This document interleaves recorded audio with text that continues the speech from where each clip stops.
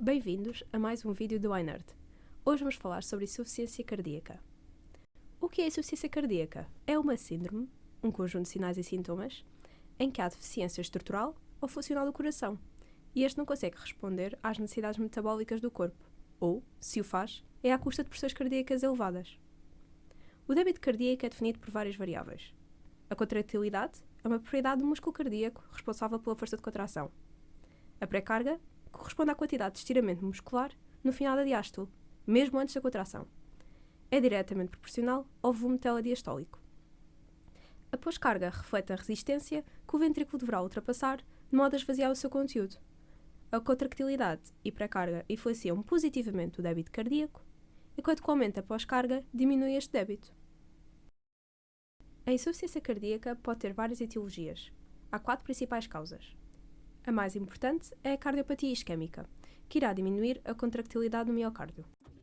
Na cardiopatia hipertensiva, o ventrículo perde a compliance, não conseguindo encher tanto e diminuindo a pré-carga.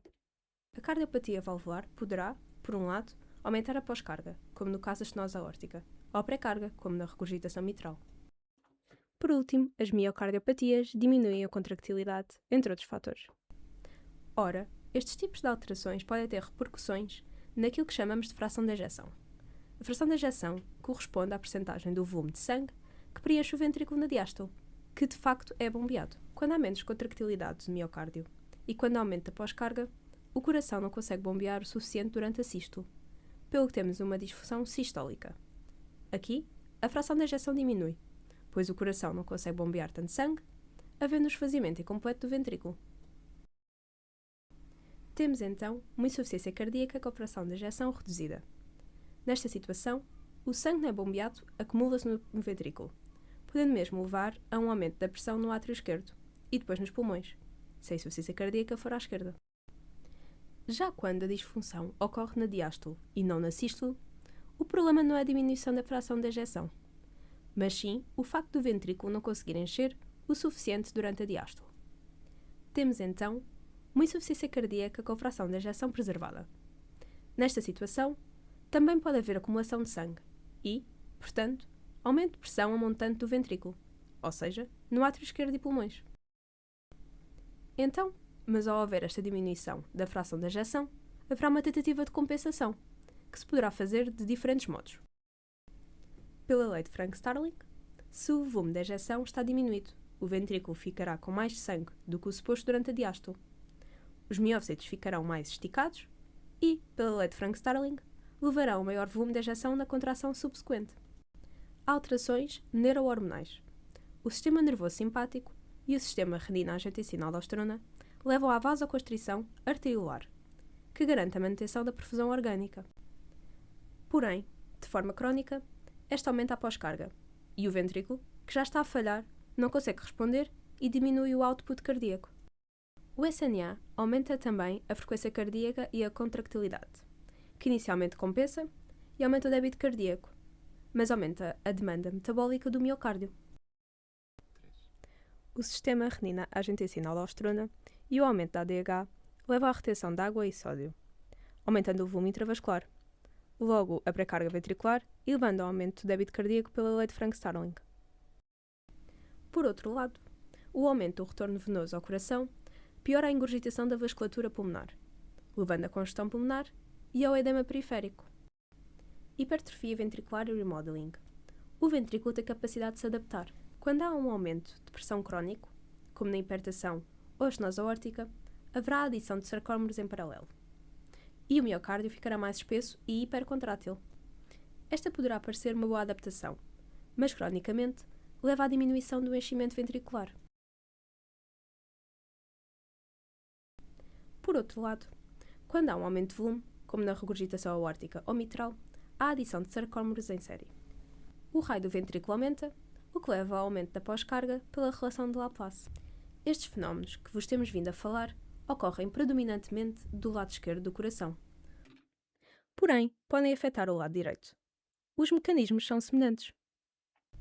Todavia, o ventrículo direito apresenta uma parede com muito mais compliance ao sangue que entra da circulação sistémica, pelo que normalmente não tem problemas ao encher, nem com o aumento da pré-carga, As principais razões de insuficiência cardíaca direita vêm do aumento da sua pós-carga, causada por hipertensão pulmonar, devido, por exemplo, à insuficiência cardíaca esquerda, que é a principal causa de insuficiência cardíaca direita. Aqui, pelo mesmo raciocínio, vamos ter acumulação de sangue a montante do ventrículo direito, portanto, no átrio direito e nas veias sistémicas. Na insuficiência cardíaca esquerda, há acumulação do sangue a montante do ventrículo esquerdo, ou seja, nas veias e capilares pulmonares, levando à extravasão de líquido, congestão e hipertensão pulmonar. Por sua vez, poderá levar à insuficiência cardíaca direita. Nesta, o raciocínio é o mesmo. Acumulação de sangue a montante do ventrículo, portanto, nas veias cabas e nos seus tributários. Assim, temos aumento da pressão hidrostática em zonas gravidade dependentes, nomeadamente os membros inferiores, tal como no fígado e nos intestinos. Mas, se um doente tem os mecanismos compensatórios a funcionar, o que pode fazer com que fique com sintomas? Tal poderá acontecer por vários motivos. Se houver alguma condição que aumente as necessidades metabólicas, o coração poderá não conseguir aumentar o output o suficiente para responder a este aumento, como na febre ou infecções. Condições que aumentem o volume circulante e, portanto, aumentem a pré-carga. Por exemplo, se houver administração excessiva de fluidos. Condições que aumentem a pós-carga, como hipertensão descontrolada ou um embolismo pulmonar, pós-carga ventricular direita. Condições que diminuam a contractilidade, como isquemia do miocárdio. A isto chamamos insuficiência cardíaca aguda. O débito cardíaco pode ser inadequado não por um problema cardíaco, mas por um aumento desproporcional das necessidades metabólicas. Insuficiência cardíaca de alto débito. Exemplos disso são a anemia, porque, como há menos eritrócitos, haverá menor transporte de oxigênio, havendo uma necessidade de, por exemplo, uma maior frequência cardíaca, e o coração poderá não conseguir responder. A tireotoxicose irá aumentar não só a frequência cardíaca, mas também a contractilidade. No entanto, a tireotoxicose aumenta desproporcionalmente as necessidades metabólicas do organismo, e é esse facto, mais do que estimular o aumento da frequência cardíaca e inotropismo, que podem causar insuficiência cardíaca de alto débito. Isto porque, mesmo um coração normal, não tem capacidade para ir ao encontro dessas necessidades metabólicas tão aumentadas. É tudo por hoje. Até ao próximo vídeo.